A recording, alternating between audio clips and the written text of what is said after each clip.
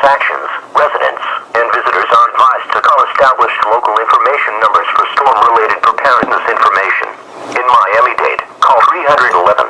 The Miami-Dade County Mayor has issued an evacuation order for residents in mobile homes in low-lying areas. All public schools in Miami-Dade County will be closed on Monday. The Port of Miami is closed. Bridges in Miami-Dade County have been locked down.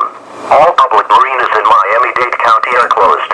Everglades National Park is closed to visitors until the passage of the storm. Wind impacts. As Tropical Storm Isaac approaches, sustained tropical storm force winds are imminent beginning sometime this morning. Maximum winds of 35 to 45 miles an hour with gusts to 65 miles an hour are expected. Winds are not forecast to fall below tropical storm force until early Monday morning. Given the uncertainty with the forecast, preparations should be made for the threat of at least minor to locally moderate wind damage.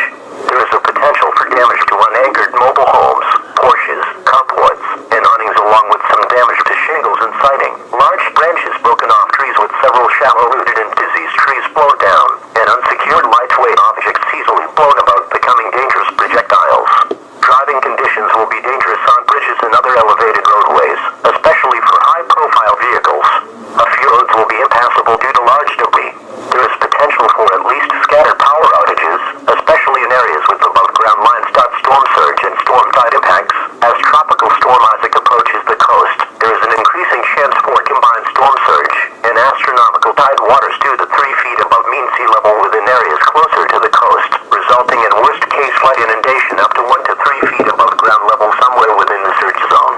The locations most likely to realize the greatest flooding include areas along Biscayne Bay from Miami Beach south to South Miami-Dade. Preparations should be made for the threat of minor to locally moderate coastal flood damage from seawater.